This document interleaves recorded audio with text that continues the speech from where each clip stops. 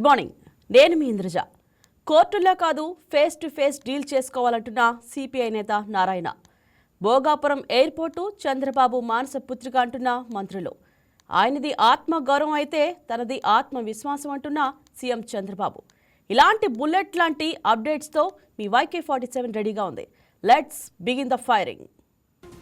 Speed of delivering governance ను అన్ని అంశాల్లో అమలు కావాలని ముఖ్యమంత్రి చంద్రబాబు ఆదేశించారు. సచివాలయంలోని ఆర్టీజీఎస్ కేంద్రంలో వివిధ శాఖల ఉన్నతాధికారులతో ముఖ్యమంత్రి సమీక్ష నిర్వహించారు. ప్రభుత్వం అందించే పౌర సేవలన్నీ క్షేత్రస్థాయిలో మరింత మెరుగైన రీతిలో అందించాలని తెలిపారు. మంత్రులతో పాటు సంబంధిత శాఖల ఉన్నతాధికారులు సైతం ఆకస్మిక తనిఖీలు చేపట్టాలని తెలిపారు. ప్రజలకు అందుతున్న పౌర సేవలు పథకాలపై ఎప్పటికప్పుడు సమీక్షించాలన్నారు. కొత్త ఏడాదిలో ప్రభుత్వ శాఖలది ప్రజలకు అత్యుత్తమంగా సేవలందించాలని సీఎం ఆకాంక్షించారు.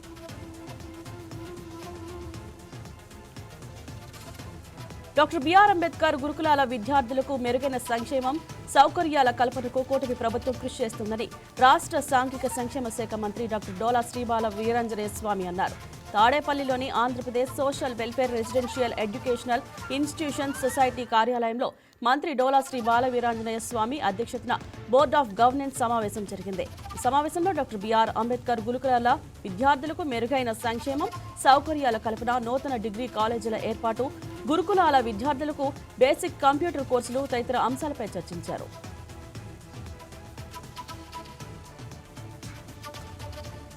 ఇతరులకు సేవ చేయడమే నిజమైన దైవ సేవ అని కేంద్ర మాజీ మంత్రి బీజేపీ సీనియర్ నాయకురాలు దగ్గుపాటి పురంధరేశ్వరి అన్నారు. కృష్ణా జిల్లా పెడన నియోజకవర్గం అచ్చయ్యవారిపాలెంలో 40,000 లీటర్ల సామర్థ్యమున్న ఓవర్ హెడ్ నీటి ట్యాంకు నిర్మాణానికి ఎమ్మెల్యే కాగిత కృష్ణప్రసాద్తో కలిసి శంకుస్థాపన చేశారు. ఈ కార్యక్రమంలో SC commission chairman KS Jawahar, SDA కూటమి నాయకులు, కార్యకర్తలు పాల్గొన్నారు.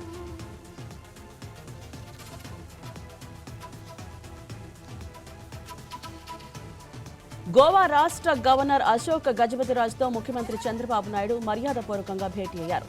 వివిధ కార్యక్రమాల్లో పాల్గొనేందుకు గోవా గవర్నర్ రాష్ట్రానికి విచ్చేశారు. ఆయన తన అధికార నివాసానికి చంద్రబాబు ఆహ్వానించారు. భోగాపురంలో నిర్మించే జీఎంఆర్ మాన్సెస్ ఏవియేషన్ ఎడ్యుసిటీ భూమిని ఇచ్చినందుకు అశోక్ గజపతిరాజుకు సీఎం కృతజ్ఞతలు తెలుపుకున్నారు. ఉత్తరాంధ్ర రీజియన్ అభివృద్ధిపై ప్రత్యేక దృష్టి పెట్టామని, ఇందుకు సంబంధించి ప్రణాళికలు సైతం సిద్ధం చేసినట్లు గోవా గవర్నర్ అశోక్ గజపతిరాజుకు చంద్రబాబు వివరించారు. డాక్టర్ బిఆర్ అంబేద్కర్ కోనసీమ జిల్లాలో నేరాల కట్టడి, శాంతి భద్రతల పరిరక్షణకు దోహదం చేసే ఈ నేత్ర కార్యక్రమాన్ని జిల్లా వ్యాప్తంగా అమలు చేయడానికి అందరూ సహకరించాలని ఎస్పీ రాహుల్ మీనా పిలుపునిచ్చారు. పోలవరం పోలీస్ స్టేషన్ పరిధిలో జాతీయ రహదారితో పాటు వివిధ గ్రామాల ముఖ్య కూడల్లో ఏర్పాటు చేసిన సీసీ కెమెరాల యూనిట్ను ఎంపీ హరీష్ మాథూర్, ఎమ్మెల్యే ప్రభుత్వ విప్ ధాట్ల సుబ్బారాజు, ఎమ్మెల్సీ పేరాబత్తుల రాజశేఖర్తో కలిసి ఎస్పీ రాహుల్ మీనా ప్రారంభించారు. దాతలు ముందుకొచ్చి ముమ్మడివరం మండలం వ్యాప్తంగా సీసీ కెమెరాల ఏర్పాటుకు సహకరించండి అని అభినందించారు.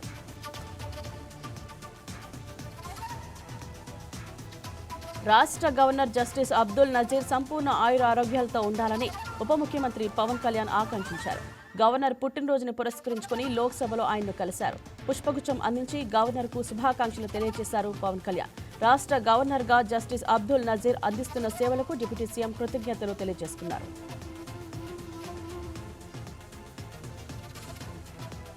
పశ్చిమ గోదావరి జిల్లా తాడేపల్లిగూడెం నియోజకవర్గం పెంటపాడు మండలం రావిపాడు మేనవల్లూరు గ్రామంలో ప్రభుత్వ విప్ ఎమ్మెల్యే బొలిశెట్టి శ్రీనివాస్ పట్టాదారు పాస్ పుస్తకాలను పంపిణీ చేశారు.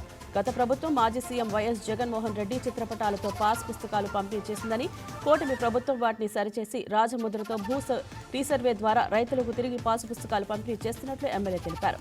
గత ప్రభుత్వం బొమ్మల పిచ్చితో ఇష్టానుసారంగా వ్యవహరించిందని ఆయన ఆరోపించారు. విద్యుత్ ఛార్జీల పేరుతో గత వైసీపీ ప్రభుత్వం సామాన్య మధ్యతరగతి ప్రజల నడ్డి విరిచిందని ఏలూరు జిల్లా చింతలపూడి నియోజకవర్గం ఎమ్మెల్యే సొంగ రోషన్ కుమార్ మండిపడ్డారు. ముఖ్యమంత్రి చంద్రబాబు నాయుడు నేతృత్వంలోని కూటమి ప్రభుత్వం ప్రజలపై విద్యుత్ ఛార్జీల భారాన్ని తగ్గించే నిర్ణయాలను ఒక్కొక్కటిగా అమలు చేస్తుందన్నారు. ఇందులో భాగంగా గతంలో డిస్కంలను చెల్లించాల్సిన ట్రూ యాప్ ఛార్జీల భారాలను ప్రభుత్వమే భరించేలా నిర్ణయం తీసుకుందన్నారు. గత వైసీపీ ప్రభుత్వం 9 సార్లు విద్యుత్ బిల్లులను పెంచిందని గుర్తు చేశారు. కూటమి ప్రభుత్వం కరెంటు ఛార్జీలు పెంచదని, తగ్గిస్తుందని ఎమ్మెల్యే సొంగ రోషన్ కుమార్ తెలిపారు. జనసేన అధినేత పవన్ కళ్యాణ్ కీలక నిర్ణయం తీసుకున్నట్లు జనసేన ప్రధాన కార్యదర్శి తాళ్లూరు రామ్ ఒక ప్రకటన విడుదల చేశారు. తెలంగాణలో జనసేన కమిటీలు రద్దు చేసి వాటి స్థానంలో అడ్ హాక్ కమిటీలు నియామకాన్ని చేపట్టేలా కీలక నిర్ణయం తీసుకున్నారు. తెలంగాణ రాష్ట్రంలో జనసేన పార్టీని క్షేత్రస్థాయిలో మరింత బలోపేతం చేసే దిశగా పార్టీ అధ్యక్షులు పవన్ కళ్యాణ్ ఈ నిర్ణయం తీసుకున్నట్లు తాళ్లూరు రామ్ ఒక ప్రకటనలో తెలిపారు. వీర మహిళ, జీహెచ్ఎంసీ, విద్యార్థి విభాగ యువజన కమిటీలను రద్దు చేసి వాటి స్థానంలో కొంతమంది సభ్యులతో తాత్కాలికంగా అడ్ హాక్ కమిటీలను నియమించినట్లు ఆ ప్రకటనలో పేర్కొన్నారు. ప్రతి నియోజకవర్గం, జీహెచ్ఎంసీ 300 వార్డుల్లో అడ్ హాక్ కమిటీ పర్యటించి కనీసం 5 సభ్యుల జాబితాను సిద్ధం చేయనుంది. దీనికోసం 30 రోజుల పాటు ఈ కమిటీ పనిచేయనుంది. త్వరలో పార్టీని సంస్థాగతంగా బలోపేతం చేసేలా నూతన కమిటీలు ఉండనున్నాయి.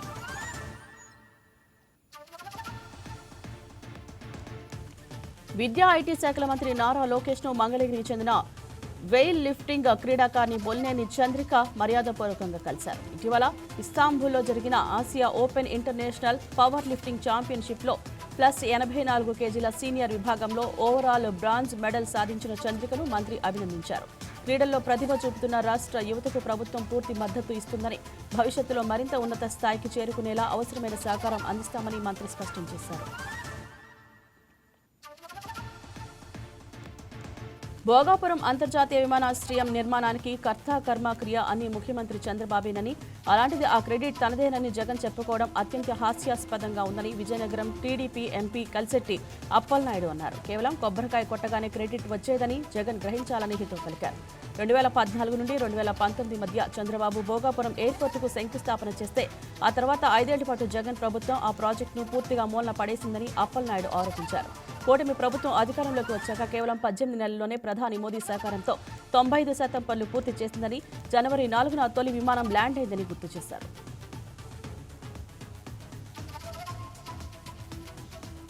ఏపీ మహిళా కోఆపరేటివ్ ఫైనాన్స్ కార్పొరేషన్ చైర్మన్ పీతల సుజాత వైసీపీ ప్రభుత్వంపై తీవ్ర విమర్శలు చేశారు. గత 5 ఏళ్లలో 108 అంబులెన్స్ సేవలను వైసీపీ ప్రభుత్వం పూర్తిగా నాశనం చేసిందని, కనీసం నిర్వహణ కూడా పట్టించుకోలేదని మండిపడ్డారు. ప్రస్తుతం అధికారంలో ఉన్న కూటమి ప్రభుత్వం 108 సేవలను మెరుగుపరిచి ప్రజలకు అత్యవసర వైద్యం త్వరగా అందేలా చర్యలు తీసుకుంటుందని ఆమె స్పష్టం చేశారు.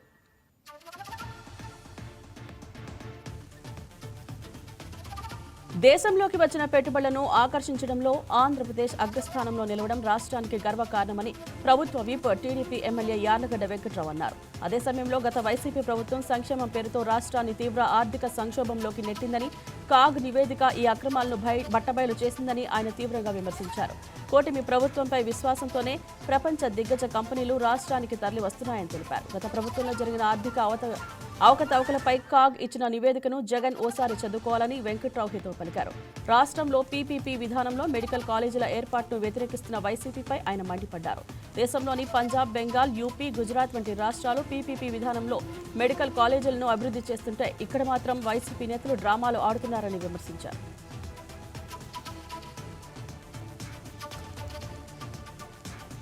వైసీపీ అధినేత వైఎస్ జగన్ కృషితోనే భోగాపురం విమానాశ్రయం నిర్మాణం పూర్తి అయిందన్నారు మాజీ మంత్రి పేర్ని నాని. వైఎస్ జగన్ ఆలోచన, కష్టంతోనే భోగాపురం ఎయిర్పోర్టు వచ్చిందన్నారు.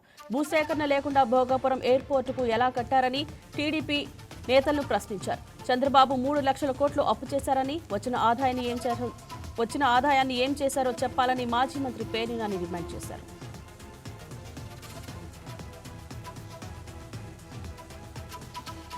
కోనసీమ జిల్లాలోని గ్యాస్ బావిలో సంభవించిన లీకేజీ ప్రస్తుతం తీవ్ర కలకలం రేపుతుంది. దీనివల్ల భారీ ఎత్తున మంటలు ఎగిసిపడుతుండటంతో స్థానిక ప్రజలు భయాందోళనకు గురవుతున్నారు. ఈ ఘటనపై స్పందించిన జిల్లా కలెక్టర్ మహేష్ కుమార్ మంటలను పూర్తిగా అదుపులోకి తీసుకురావడానికి కనీసం మరో 24 గంటల సమయం పడుతుందని స్పష్టం చేశారు. ప్రమాద తీవ్రత ఎక్కువగా ఉండడంతో బావి నుండి మంటలు సుమారు 20 మీటర్లు ఎత్తు వరకు ఎగిసిపడుతున్నాయని, ఇది పరిస్థితి యొక్క తీవ్రతను సూచిస్తోందని ఆయన వెల్లడించారు. బావిలో గ్యాస్ నిల్వల గురించి కలెక్టర్ కీలక సమాచారాన్ని అందించారు. ప్రస్తుతం అందులో 20,000 నుండి 40,000 క్యూబిక్ మీటర్లు మేర గ్యాస్ నిల్వలు ఉన్నాయని అంచనా వేస్తున్నారు.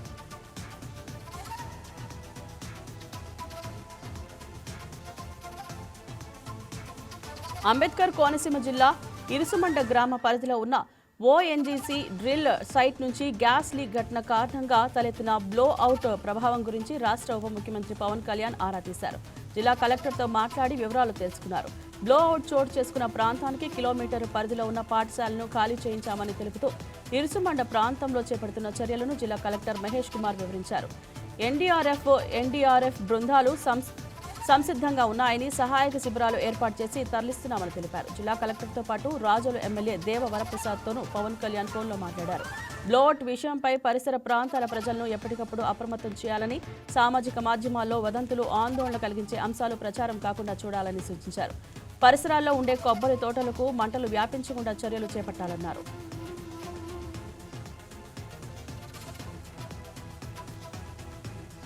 సీఎం చంద్రబాబు దూరదృష్టి, పట్టుదల, చిత్తశుద్ధికి ప్రతీకగా మహత్తర ప్రాజెక్టు భోగాపురం అంతర్జాతీయ విమానాశ్రయం ఆవిర్భవించిందని మంత్రులు బీసీ జనార్దన్ రెడ్డి, కింజరపు అచ్చెన్నాయుడు స్పష్టం చేశారు.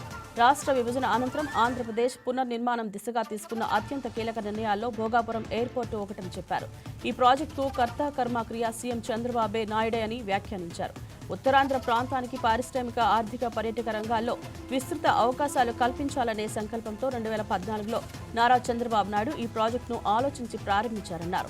శ్రీకాకుళం, విజయనగరం, విశాఖపట్నం 3 జిల్లాలకు సమాన దూరంలో ఉండే భోగాపురం ప్రాంతాన్ని ఎంపిక చేసి అంతర్జాతీయ ప్రమాణాలతో విమానాశ్రయం నిర్మించాలనే దూరదృష్టితో నిర్ణయం తీసుకోవడం జరిగిందన్నారు.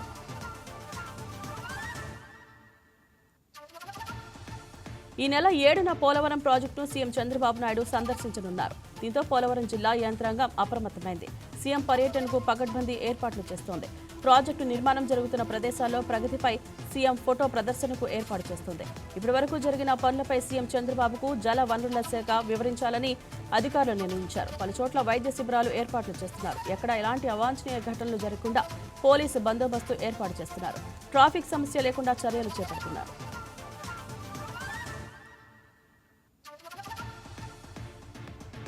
ఆంధ్ర సారస్వత పరిషత్తు ఆధ్వర్యంలో గుంటూరులో 3వ ప్రపంచ తెలుగు మహాసభలు ఘనంగా జరిగాయి. ఈ కార్యక్రమంలో చంద్రబాబు పాల్గొని ప్రసంగించారు.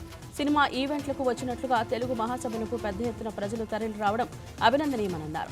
మాతృభాషకు ఇచ్చే గౌరవ వందనమే ప్రపంచ తెలుగు మహాసభలన్నారు. తెలుగువారి ఆత్మ గౌరవాన్ని చాటి చెప్పిన ఎన్టీఆర్ పేరుతో వేదిక ఏర్పాటు చేయడం సంతోషంగా ఉందన్నారు. వందలాది భాషలు ఉన్న కేవలం 6 భాషలకు ప్రాచీన హోదా లభించిందని, అందులో తెలుగు ఉండడం మనందరికీ గర్వకారణమన్నారు ముఖ్యమంత్రి చంద్రబాబు నాయుడు.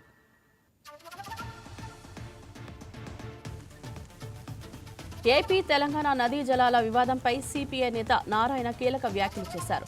నదీ జలాల వ్యవహారాన్ని మీరే తేల్చుకోవాలని ఏపీ తెలంగాణ ప్రభుత్వాలకు సుప్రీంకోర్టు సూచించిందని అన్నారు. నదీ జలాల వ్యవహారం అనేది కోర్టులో తేలదని అన్నారు. అనుభవం ఉన్న ముఖ్యమంత్రి చంద్రబాబు, నేషనల్ పార్టీకి చెందిన సీఎం రేవంత్ రెడ్డి ఒక గదిలో కూర్చొని చర్చించుకోవాలన్నారు. కోర్టులకు వెళితే సమస్య పరిష్కారం కాకుండా సాగదీస్తూనే ఉంటారని చెప్పారు. కాబట్టి ఇరు రాష్ట్రాల ముఖ్యమంత్రులు 4 గోడల మధ్య కూర్చొని సమస్య పరిష్కరించుకోవాలని అన్నారు. ఆధిపత్యం కోసం ఒకరిపై మరొకరు విమర్శలు చేసుకోకుండా తెలుగు ప్రజల శ్రేయస్సు దృష్టిలో పెట్టుకుని నదీ జలాల సమస్యను పరిష్కరించుకోవాలని సూచించారు.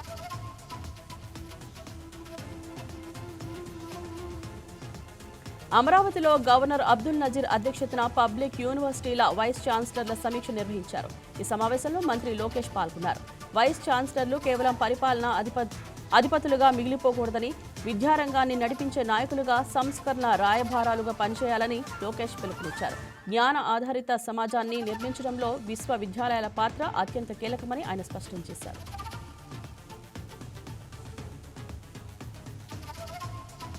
అనకాపల్లి జిల్లా నక్కపల్లి పరిషత్తు ఉన్నత పాఠశాల క్రీడా మైదానంలో పట్టాదారు పాస్ పుస్తకాల పంపిణీ కార్యక్రమం నిర్వహించారు. ఈ కార్యక్రమంలో మంత్రులు కొల్లు రవీంద్ర, అనగాని సత్యప్రసాద్, హోంమంత్రి అనిత, అనకాపల్లి ఎంపీ సీఎం రమేష్ పాల్గొన్నారు. వైసీపీ హయాంలో రైతులు రెవెన్యూ సమస్యలతో ప్రభుత్వ కార్యాలయాల చుట్టూ తిరిగేవారని విమర్శించారు. 100 మంది ప్రజలు అర్జీలు ఇస్తే అందులో 80 భూ సమస్యలే ఉన్నాయని తెలిపారు. పాస్ పుస్తకంపై క్యూఆర్ కోడ్ ఉంటుందని, దీనివల్ల ఎలాంటి మోసాలు చేయడానికి అవకాశం లేదని వివరించారు. ప్రకాశం జిల్లా కందుకూరులో మంత్రి నారాయణ ఆకస్మిక పర్యటన చేశారు. టిట్కో కాలనీ, ఎంఐజీ లేఅవుట్, డివైడర్లు, సెంట్రల్ లైటింగ్ పనులకు స్వయంగా పరిశీలించారు. జగన్ ప్రభుత్వం టిట్కో ఇళ్ల నిర్మాణాన్ని మధ్యలోనే నిలిపివేసిందని ఆరోపించారు. వచ్చే జూన్ నాటికి కందుకూరులో 163 ప్రాంతాల్లో టిట్కో ఇళ్ల నిర్మాణం పూర్తి చేస్తామని మంత్రి నారాయణ హామీ ఇచ్చారు.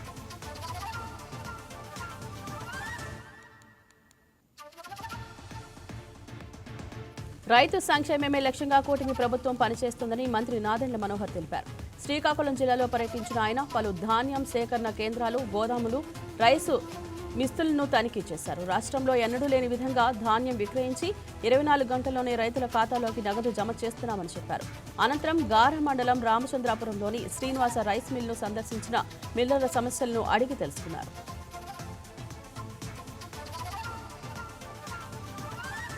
పోలవరం జిల్లా ఏర్పడిన తర్వాత తొలిసారి రంపచోడవరం ఐటీడీఏ కార్యాలయంలో నిర్వహించిన ప్రజా సమస్యల పరిష్కార వేదికలో కలెక్టర్ దినేష్ కుమార్ పాల్గొని కౌంటర్లను పరిశీలించారు. ప్రతి సోమవారం నిర్వహించే ప్రజా సమస్యల పరిష్కార వేదికలో ప్రజల నుంచి అర్జీలను స్వీకరించాలని అధికారులను ఆదేశించారు. సమస్యల పరిష్కారంలో ఆలస్యం చూస్తే సహించేది లేదని కలెక్టర్ దినేష్ కుమార్ హెచ్చరించారు. మార్కాపురం జిల్లా ఏర్పడిన తర్వాత మొదటిసారి ప్రజా సమస్యల పరిష్కార వేదిక కార్యక్రమం నిర్వహించారు. ఈ కార్యక్రమంలో కలెక్టర్ రాజాబాబు పాల్గొని ప్రజల నుంచి వినతులను స్వీకరించారు. కనిగిరి, ఎర్రగొండపాలెం, గిద్దలూరు, మార్కాపురం నియోజకవర్గాల ప్రజలు తమ సమస్యలను కలెక్టర్ దృష్టికి తీసుకెళ్లారు. త్వరలోనే వారి సమస్యలు పరిష్కరిస్తామని హామీ ఇచ్చారు. తూర్పుగోదావరి జిల్లా అనపర్తి మండలం కుతుకులూరులో వీబీజీ రామ్జీ కార్యక్రమంలో అనపర్తి ఎమ్మెల్యే నల్లిమిల్లి రామకృష్ణారెడ్డి పాల్గొన్నారు. ఉపాధి హామీ పథకాన్ని లోపాలు లేకుండా చేయాలనే లక్ష్యంతో కేంద్రం కొత్త చట్టాన్ని తీసుకువచ్చిందన్నారు. గతంలో 100 పని దినాలు కల్పిస్తే ఇప్పుడు 125 రోజులకు పెంచనున్నట్లు తెలిపారు. గ్రామాల్లో మౌలిక వసతుల కల్పనకు పెద్దపీట వేస్తున్నట్లు ఎమ్మెల్యే రామకృష్ణారెడ్డి వివరించారు. డోన్ పట్నాన్ని అభివృద్ధి పదంలో ముందుకు తీసుకువెళ్లడమే కూటమి ప్రభుత్వ లక్ష్యమని ఎమ్మెల్యే కోట్ల జయసూర్యప్రకాష్ రెడ్డి అన్నారు. నంద్యాల జిల్లా డోన్లోని పలు కాలనీల్లో చేపట్టనున్న సీసీ రోడ్లు, కాలువ నిర్మాణ పనులకు ఆయన భూమి పూజ చేశారు. ప్రతి వార్డులో మౌలిక వసతుల కల్పనకు ప్రత్యేక ప్రణాళికతో పనులు చేపడుతున్నామని ఎమ్మెల్యే తెలిపారు. ప్రజల సహకారంతో డోన్ను ఆదర్శ పట్టణంగా తీర్చిదిద్దుతామని భరోసా ఇచ్చారు. తిరుపతి రుయా ఆసుపత్రిలో 104, 108 అంబులెన్స్లను ఎమ్మెల్యే ఆర్ఎన్ శ్రీనివాసులు పరిశీలించారు. అంబులెన్స్ సర్వీసులపై వైసీపీ అసత్యాలు చెబుతోందని మండిపడ్డారు.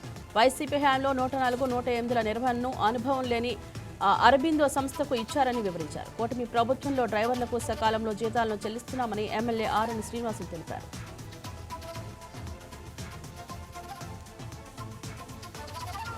నంద్యాల జిల్లా ఆలగడ్డ మండలం కృష్ణాపురంలో నూతనంగా ఏర్పాటు చేయనున్న ఎంఎస్ఎంఈ పార్కుకు ఎమ్మెల్యే భూమా అఖిలప్రియ భూమి పూజ చేశారు. ఎంఎస్ఎంఈ పార్కు ఏర్పాటుతో స్థానిక యువతకు ఉపాధి అవకాశాలు మెరుగుతాయని, చిన్న మధ్య తరహా పరిశ్రమలు మరింత అభివృద్ధి చెందుతాయని తెలిపారు. ప్రభుత్వ సహకారంతో పారిశ్రామిక వృద్ధే లక్ష్యంగా ముందుకు సాగుతున్నామని ఎమ్మెల్యే భూమా అఖిలప్రియ స్పష్టం చేశారు.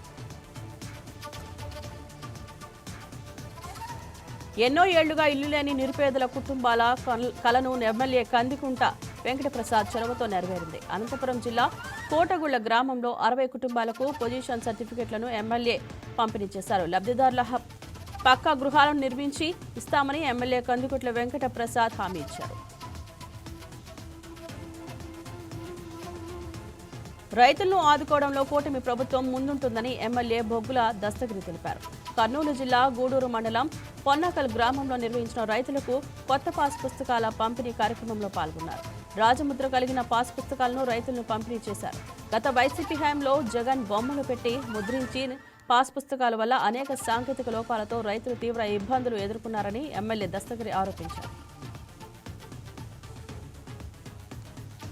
వైసీపీ అధ్యక్షులు జగన్ ప్రజలపై విద్యుత్ ఛార్జీల భారాన్ని మోపారని, 1,26,000 కోట్ల వైసీపీ హయాంలో ప్రజల నుంచి వసూలు చేశారని AP beautification and cleaning corporation chairman Suguramma మండిపడ్డారు. కూటమి ప్రభుత్వం ప్రజల భారాన్ని భరించేందుకు సిద్ధమైందన్నారు. ప్రస్తుతం తక్కువ ధరకే విద్యుత్ కొనుగోలు చేసి ప్రజలకు అందిస్తున్నారని తెలిపారు. రాబోయే రోజుల్లో కూడా విద్యుత్ ఛార్జీలు పెరగవని ఆమె హామీ ఇచ్చారు.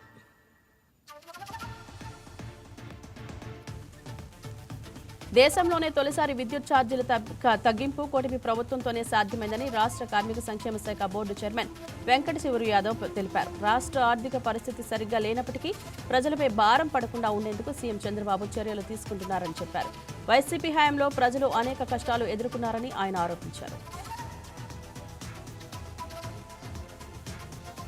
ప్రజలకు మేలు చేకూర్చేందుకే సీఎం చంద్రబాబు విద్యుత్ ఛార్జీలు తగ్గించారని ఎన్టీఆర్ జిల్లా టీడీపీ అధ్యక్షురాలు గద్దె అనురాధ తెలిపారు. సూపర్ 6 పథకాలను సూపర్ హిట్ చేసుకుంటూ ముందుకు వెళ్తున్నారని, మేనిఫెస్టోలో చెప్పకపోయినా విద్యుత్ ఛార్జీలు తగ్గించారని చెప్పారు. జగన్ హయాంలో 32,000 కోట్ల రూపాయలు ప్రజలపై భారం మోపారని గద్దె అనురాధ ఆరోపించారు. ప్రజల ప్రాణాలకు రక్షణగా నిలుస్తున్న 108, 104 అంబులెన్స్ను వ్యవస్థపై వైసీపీ నాయకులు దుష్ప్రచారం చేయడం సిగ్గుచేటని Attili market committee chairman Dasam Prasad విమర్శించారు. శిథిలావస్థకు చేరిన అంబులెన్స్ ఫోటోలను చూపిస్తూ కొందరు తప్పుడు ప్రచారం చేస్తున్నారని ఆరోపించారు. తణుకు జిల్లా ప్రభుత్వ ఆసుపత్రికి రోగులు తరలిస్తున్న 108 అంబులెన్స్ వాహనాలను ఆయన పరిశీలించారు. భోగాపురం అంతర్జాతీయ విమానాశ్రయం రాష్ట్ర అభివృద్ధిలో కీలక మైలురాయిగా నిలుస్తోందని శ్రీకాకుళం జిల్లా టీడీపీ అధ్యక్షులు మొదవలస రమేష్ అన్నారు. ఉత్తరాంధ్ర ప్రజల చిరకాల స్వప్నమైన గ్రీన్ ఫీల్డ్ ఎయిర్పోర్ట్ను సాకారం చేయడంలో టీడీపీ కీలక పాత్ర పోషించిందన్నారు. అంతర్జాతీయ ప్రమాణాలు, ఆధునిక సౌకర్యాలతో విమానాశ్రయాన్ని అభివృద్ధి చేయాలనే లక్ష్యంతో ప్రణాళికలు రూపొందించారని చెప్పారు. గత వైసీపీ హయాంలో విధ్వంస పాలన చేశారని మండిపడ్డారు.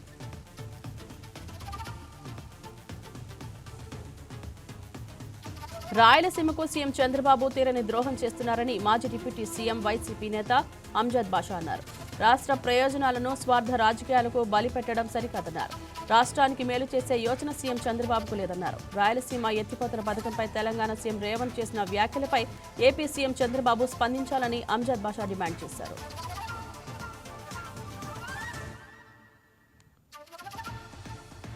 అనంతపురం జిల్లా బొమ్మనహాళ్ మండలం ప్రజా పరిషత్ చైర్మన్ గా ముల్లంగి నాగమణి విజయం సాధించినట్లు ఎన్నికల ప్రిసైడింగ్ అధికారి గంగాధర్ తెలిపారు. వైసీపీ రెబల్ అభ్యర్థిగా బరిలోకి దిగిన ముల్లంగి నాగమణికి టీడీపీ మద్దతు ప్రకటించింది. నాగమణికి మద్దతుగా 7 ఓటు వేయడంతో నాగమణి విజయం సాధించారు.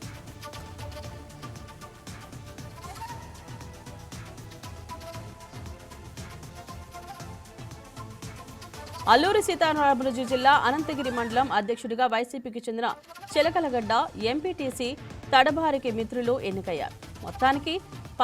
మొత్తం 14 మంది ఎంపీటీసీల్లో 9 మంది వైసీపీకి మద్దతు ప్రకటించడంతో ఆయన గెలుపొందారు.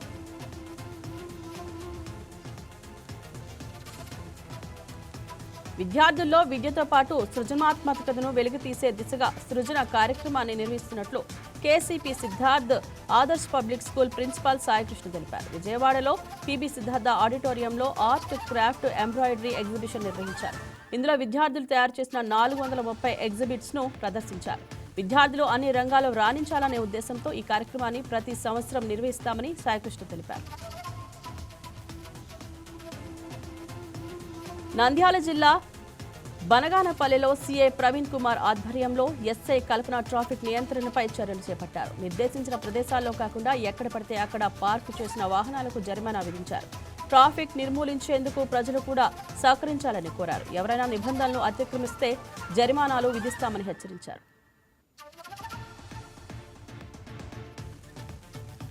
ఆంధ్ర కబడ్డీ అసోసియేషన్ కార్యదర్శి శ్రీకాంత్ పై కఠిన చర్యలు తీసుకోవాలని ఆంధ్ర కబడ్డీ అసోసియేషన్ మాజీ కార్యదర్శి కేపీ రావు కోరారు. శ్రీకాంత్ పలు నకిలీ పత్రాలు సమర్పణ, ఆడిట్ కాగితాలు, ఏజీఎం మినిట్స్ దాఖలు చేయకపోవడంతో పాటు పలు చట్ట వ్యతిరేక కార్యకలాపాలకు పాల్పడ్డారని ఫిర్యాదులో తెలిపారు. కృష్ణా జిల్లా మహిళల బీచ్ కబడ్డీ జాతీయ ఛాంపియన్షిప్ కోసం 30 లక్షలు ఏకేఐఎఫ్కు ఇచ్చినట్లు తన దృష్టికి వచ్చిందని కేపీ రావు తెలిపారు. శ్రీకాంత్ పై సిఐడి విచారణ జరిపించాలని డిమాండ్ చేశారు.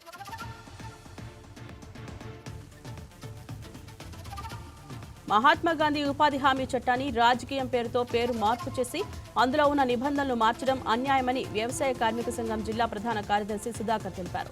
నంద్యాల జిల్లా కోవెలకుంటలో నిర్వహించిన గ్రామ సభలో ఆయన పాల్గొన్నారు. దేశం కోసం బ్రిటిష్ వారితో అహింస మార్గంలో పోరాడిన మహానుభావులు మహాత్మా గాంధీ అని కొనియాడారు. మహాత్మా గాంధీ ఉపాధి హామీ చట్టాన్ని యథావిధిగా కొనసాగించాలని డిమాండ్ చేశారు. తిరుపతి జిల్లా రేణిగుంట మండలంలో మట్టి మాఫియా రెచ్చిపోతుంది. అడ్డుకున్న వారిపై దాడులకు తెగబడుతున్నారు.